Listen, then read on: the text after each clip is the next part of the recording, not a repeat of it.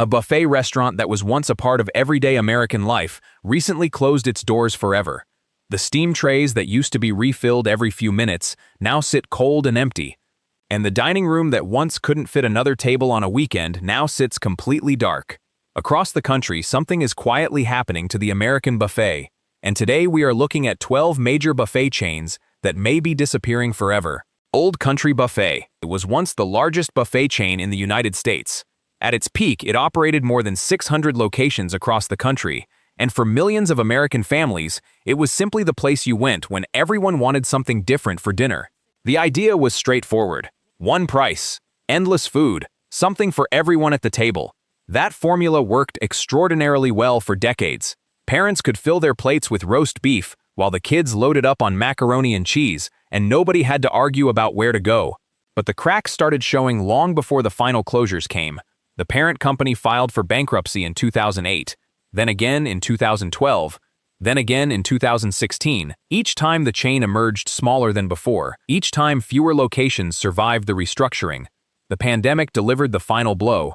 In 2021, the parent company Fresh Acquisitions filed for bankruptcy once more, and this time there was no recovery. The remaining Old Country Buffet locations closed permanently. A chain that had once operated hundreds of restaurants across dozens of states simply ceased to exist. What makes the Old Country Buffet story worth thinking about is that the decline didn't happen overnight. It happened slowly over more than a decade of shrinking locations and mounting debt. And by the time most people realized it was truly gone, they had already stopped going years before. That's how a lot of things disappear. Not with a dramatic ending, just with fewer and fewer reasons to come back. Hometown Buffet. There was a version of the weekend that a lot of families knew very well. Sunday afternoon. The whole family in the car. A parking lot that was always busier than you expected. And the familiar sight of Hometown Buffet waiting at the end of it. Hometown Buffet was built around a simple idea that turned out to be genuinely powerful for a long time. A warm, comfortable dining room, affordable prices, and enough variety on the buffet line that nobody at the table had to compromise on what they wanted to eat. For families with young children, it was the kind of place that made a Sunday dinner feel effortless. But the financial pressures that had been building for years eventually caught up with the chain in ways that proved impossible to reverse. The parent company filed for Chapter 11 bankruptcy in 2008, closing dozens of locations in the process. It filed again in 2016 after another round of closures and mounting debt. Each restructuring left the chain smaller and more fragile than before. When the pandemic hit in 2020 and dining rooms across the country were forced to close, Hometown Buffet faced a problem that its business model was simply not designed to survive. A buffet restaurant cannot do takeout in any meaningful way. The experience is the building, the trays, the lines, the dining room full of families. When all of that went away, there was nothing left to fall back on. In 2021, the remaining locations closed permanently. The Sunday afternoon ritual that so many families had built around Hometown Buffet was over. Ryan's Buffet. By the 1990s, Ryan's was everywhere. Massive dining rooms, long buffet lines stacked with carved meats, fresh rolls, and enough dessert options to keep kids occupied for an entire meal. Ryan's Buffet built its reputation on the idea that a family could walk in hungry and walk out completely satisfied without spending a lot of money doing it. And for a long time that reputation held. The chain expanded aggressively across the South and Midwest, becoming one of the most recognizable buffet names in those regions. But the same financial pressures that were quietly eroding other buffet chains were building inside Ryan's as well. Rising food costs made the all-you-can-eat model increasingly difficult to sustain at prices that customers were willing to pay. The dining rooms that once filled up on a weekday lunch began to feel emptier than they used to. The parent company that owned Ryan's, along with Hometown Buffet and Old Country Buffet, filed for bankruptcy multiple times over a span of years. Each filing resulted in more closures and a smaller footprint. When the final bankruptcy came in 2021, the remaining Ryan's locations closed abruptly. Employees in some cases showed up for their shifts and found signs on the doors telling them the restaurant was permanently closed. For the communities across the South and Midwest, where Ryan's had been a fixture for decades, the closure felt sudden, even though the warning signs had been visible for years. A dining room that once couldn't seat everyone who showed up on a Friday evening was simply gone. Souplantation and Sweet Tomatoes. Souplantation on the West Coast. Sweet Tomatoes everywhere else.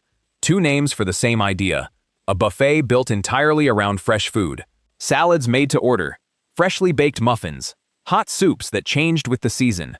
At a time when most buffet restaurants were associated with heavy fried food and steam trays full of reheated dishes, Souplantation and Sweet Tomatoes offered something genuinely different. Customers who cared about eating well but still wanted the convenience and value of a buffet found exactly what they were looking for here. The chain grew to 97 locations and built a loyal following that kept coming back, not just out of habit, but out of genuine appreciation for what the restaurants offered. Then, March 2020 arrived. Government mandates closed dining rooms across the country, and Souplantation faced a problem that was unique even among struggling restaurant chains. The salad bar. The very thing that made the brand special was the thing that public health concerns made impossible to operate. There was no version of a Souplantation that worked without people serving themselves from shared food stations. The parent company Garden Fresh Restaurant Corporation filed for bankruptcy and made the decision to permanently close all 97 locations, rather than attempt a reopening that the business model couldn't support. On May 7, 2020, the closures were confirmed as permanent. For the millions of customers who had made Souplantation and Sweet Tomatoes a regular part of their lives, the loss was immediate and complete. The fresh salads and warm muffins that had defined so many lunches were gone in a matter of weeks. Furr's Cafeteria. Furr's Cafeteria had been feeding families in the American Southwest since 1946. That's not a small thing. 3/4 of a century of serving communities across Texas, New Mexico, and surrounding states. Generations of families who grew up eating here eventually brought their own children through the same cafeteria lines. The concept was simple and reliable. You moved through the line, you pointed at what you wanted, someone put it on your tray, and you sat down to a meal that felt genuinely homemade, even if it came from a cafeteria kitchen, serving hundreds of people a day. For decades, that simplicity was exactly what kept people coming back. But Furr's spent the later years of its existence in a constant state of financial difficulty. The company filed for bankruptcy in 2014 and was sold to new ownership in 2015. The new owners tried to keep the concept alive under various names, including Furr's Fresh Buffet, but the underlying challenges never went away. Rising costs, changing customer habits, competition from fast casual options that offered similar convenience at competitive prices. On April 21, 2021, the parent company Fresh Acquisitions filed for bankruptcy, and all remaining Furr's locations were permanently closed. A cafeteria chain that had survived for 75 years through recessions and industry shifts finally ran out of runway. For the communities across the Southwest, where Furr's had been a constant presence for generations, the closure left a gap that felt larger than the restaurants themselves. Some institutions feel permanent right up until the day they aren't. Luby's Cafeteria, in Texas. Luby's wasn't just a restaurant, it was an institution. The cafeteria line that generations of Texans had grown up moving through. The Wednesday special that people planned their week around. The kind of place where you could count on seeing the same faces at the same tables on the same days week after week. Luby's opened its first location in 1947, and for more than 7 decades it served communities across Texas and the surrounding states with the kind of quiet consistency that only the most deeply established local institutions ever achieve. At its peak, the chain operated more than 200 locations, but the years leading up to the final closure told a very different story. Sales had been declining steadily. The dining habits that had sustained Luby's for decades were shifting in ways the company struggled to adapt to. Younger customers who had grown up with fast casual options and food delivery apps were not replacing the older, loyal diners who had built their routines around the cafeteria line. In September 2020, Luby's announced a liquidation plan that would wind down all restaurant operations and sell off the company's assets. The announcement landed hard in Texas, where the brand had been part of daily life for so long that many people had simply assumed it would always be there. By 2021, the cafeterias that had fed millions of Texans over more than 7 decades were gone. A Wednesday lunch that had been part of countless weekly routines for generations had come to a permanent end. Fresh Choice opened in 1986 with an idea that felt genuinely ahead of its time. A buffet restaurant built entirely around fresh, healthy ingredients at a price point that made it accessible to everyday customers. Long before the words farm to table became a standard part of restaurant marketing, Fresh Choice was already doing something close to that concept inside a buffet format. Salad bars stocked with fresh produce, freshly baked breads, hot pastas and soups made in-house. For customers in California and the Pacific Northwest who wanted to eat well without spending a lot of money, Fresh Choice became a genuine favorite. The chain grew to dozens of locations and built the kind of loyal following that most restaurant concepts spend years trying to develop. But the financial pressures proved difficult to sustain. The cost of sourcing fresh, high-quality ingredients at buffet prices created margins that were nearly impossible to maintain over the long term. The chain filed for Chapter 7 bankruptcy in July 2012 and shut down its remaining 20 corporate locations by December of that year. A single privately owned location in Gilroy, California, managed to keep the Fresh Choice name alive for more than a decade after the corporate chain had disappeared. But in March 2025, that final location closed as well, bringing the Fresh Choice story to a complete and permanent end. For the customers who had grown up eating here, the Gilroy closure felt like losing something they had already grieved once before. The last reminder of what Fresh Choice had been was finally gone. Ponderosa Steakhouse. At its peak, Ponderosa Steakhouse had nearly 700 locations across the United States. That number is worth sitting with for a moment, because it speaks to just how deeply embedded this chain once was in American dining culture. The formula was straightforward and effective. An affordable steak dinner served alongside a buffet of sides and salads that let the whole family eat well without spending more than the budget could handle. For families across the Midwest and the South, Ponderosa was the answer to the question of where to go for a special dinner that didn't require a special occasion budget. But the chain that once operated 700 locations has spent the decades since in a long and painful contraction. Competition from casual dining chains offering similar value in more modern environments gradually pulled customers away. The all-you-can-eat steakhouse model that had seemed so appealing in the 1970s and 1980s started feeling dated as dining expectations changed. Location after location closed over the years. Bankruptcy filings came and went. The footprint shrank from hundreds of restaurants to dozens to just a handful scattered across a few states. Today, only a small number of Ponderosa locations remain operating, and those that do feel less like a thriving chain and more like the final few survivors of something that once covered the country. For the people who grew up eating here, the decline of Ponderosa isn't just a business story. It's the gradual disappearance of a dining experience that shaped the way an entire generation thought about going out for a steak. Bonanza Steakhouse. Bonanza Steakhouse and Ponderosa Steakhouse shared the same parent company for much of their history, and in many ways, they shared the same story. Both chains built their reputations on the same basic promise: a real steak dinner at a price that didn't require anyone to think twice about ordering. Both grew into regional fixtures that families returned to year after year without needing a special reason to do so, and both spent the later decades of their existence on a long, slow path toward irrelevance that no amount of restructuring or rebranding ever managed to reverse. Bonanza was particularly strong in the Northeast and parts of the Midwest, where it became a genuine community staple for decades. The dining rooms were large, the buffet lines were generous, and the price point made it accessible to families who wanted a real sit-down dinner without the stress of a bill that would ruin the evening. But the same forces that were gradually pulling customers away from Ponderosa were pulling them away from Bonanza as well.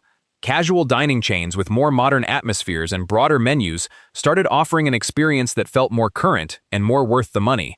The steakhouse buffet concept that had once felt like an excellent deal started feeling like a relic of a different era. Something your parents remembered fondly, but that didn't quite fit the way people wanted to eat anymore. Locations closed steadily over the years without much fanfare. The chain that had once been a recognizable presence across large parts of the country shrank to just a handful of remaining restaurants scattered across a few states. Some states that once had multiple Bonanza locations eventually had none at all. The parent company changed hands and went through financial restructuring multiple times without ever finding a formula that could reverse the decline. For many communities, the Bonanza closure happened so gradually that people barely registered it until one day they tried to remember the last time they had actually seen one and realized it had been years.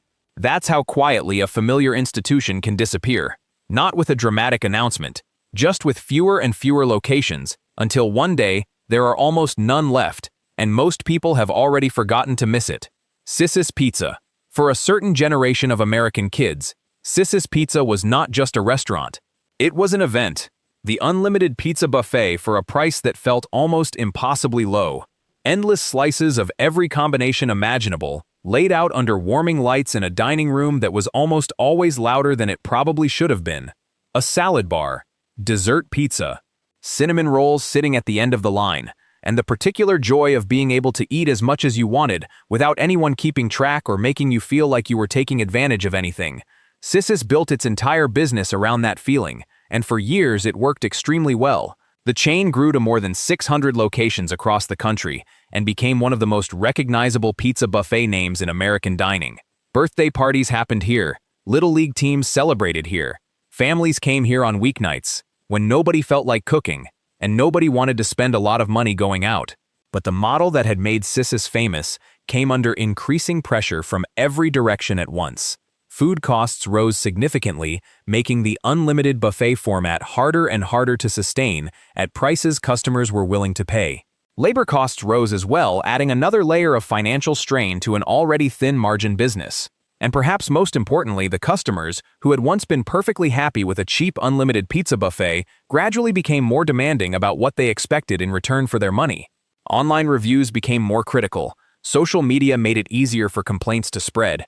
The experience that had once felt like a genuinely great deal started feeling like a trade-off that fewer and fewer people were willing to make. In 2021, Cicis filed for Chapter 11 bankruptcy protection. The company emerged from bankruptcy relatively quickly, with new ownership and a restructured operation, but not before a significant number of locations had permanently closed their doors.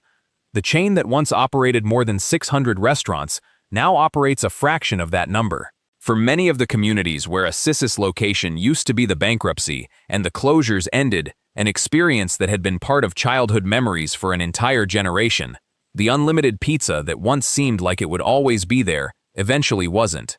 Chuck E. Cheese. Chuck E. Cheese was never really selling pizza. The pizza was almost beside the point, and most people who went there regularly would probably admit that if pressed. What Chuck E. Cheese was actually selling was the specific feeling of a child's birthday party at full volume, the arcade games flashing from every direction, the animatronic band performing on the small stage with an enthusiasm that children found completely convincing, the tickets spilling out of machines and being counted with enormous seriousness by kids who wanted to trade them for prizes that cost far less than the tokens used to win them. The buffet was simply part of the backdrop. Unlimited pizza and drinks to keep everyone fueled while the real business of playing games continued. For decades, that formula worked in a way that made Chuck E. Cheese genuinely irreplaceable for a specific kind of family occasion. But that backdrop became increasingly difficult to sustain as the company faced mounting financial pressure from multiple directions. Changing entertainment habits meant that kids had more options competing for their attention than ever before. The arcade experience that had once felt magical started feeling dated compared to what was available on a phone or a gaming console at home. And the costs of maintaining large entertainment restaurant spaces with aging equipment and complex operations kept rising. In 2020, CEC Entertainment, the parent company of Chuck E. Cheese, filed for Chapter 11 bankruptcy protection. Dozens of locations were permanently closed as part of the restructuring process that followed. The buffet that had been a standard feature of the Chuck E. Cheese experience was quietly removed from the surviving locations as the company worked to cut costs and modernize its model for a new generation of customers. The animatronic characters that had defined the brand's identity for decades were phased out as well, replaced by screens and updated technology that felt less distinctive and less memorable. What emerged from the bankruptcy was a leaner operation that looked and felt noticeably different from the Chuck E. Cheese that an entire generation of American parents had grown up celebrating their own birthdays inside. The parties still happen, the arcade games are still there, but the experience that made Chuck E. Cheese feel like a genuine destination, rather than just another option, has been significantly stripped down. And for the parents taking their kids today, the feeling of visiting a place that is still standing, but no longer quite the same, is one that is difficult to fully explain. Golden Corral. Golden Corral was for a very long time the kind of place that felt completely immune to the forces that were pulling other buffet chains under one by one. While Old Country Buffet was filing for bankruptcy and Hometown Buffet was closing locations, Golden Corral kept going. The brand seemed to understand its customers better than almost anyone else in the buffet category. The endless spread of carved meats and freshly made dishes that got restocked before they had a chance to run low. The legendary bread pudding. The cotton candy machine that children treated as a destination in itself. The chocolate fountain that became one of the most instantly recognizable signatures in all of casual dining. Golden Corral built a following over the years that was genuinely loyal, in a way that went far beyond simple habit. People didn't come here because it was convenient, or because there was nothing else nearby. They came because they actually wanted to be here. Sunday afternoons with the whole family, post-church dinners that turned into 2-hour meals, birthday celebrations where the birthday person got to eat whatever they wanted without anyone worrying about the bill. But the financial pressure that has steadily reshaped the entire buffet industry has found its way to Golden Corral as well, and the signs are becoming harder to ignore with each passing year. Major franchisees have filed for bankruptcy in recent years. One of the largest franchise operators permanently closed 16 of its 28 locations as part of its bankruptcy proceedings. Others followed with their own filings and their own rounds of permanent closures across multiple states. In 2025, additional bankruptcy filings from Golden Corral operators continued to surface, with one filing listing only $150,000 in assets against $1.64 million in debt. The locations that remain open are still drawing customers in many markets, but the closures are happening in a pattern that is becoming increasingly difficult to dismiss as isolated incidents. For the communities where a Golden Corral has already disappeared, the loss carries a particular weight that is hard to put into words because this was never a brand that felt like it was in trouble. It felt permanent. It felt like the kind of place that would simply always be there on a Sunday afternoon when the family needed somewhere to gather. And when something that feels permanent starts disappearing quietly and steadily, the question people find themselves asking isn't just where they will eat next Sunday. It's what else they always assumed would be there that might not be anymore. Looking at all 12 of these buffet chains together, the most interesting thing isn't the closures themselves. People are still eating out. They're still gathering with family. What's changing is that the places built around that experience are quietly disappearing one by one. Which one of these buffet chains do you actually remember visiting? Share your story in the comments below. I read through a lot of them, and your memories have a way of shaping what comes next.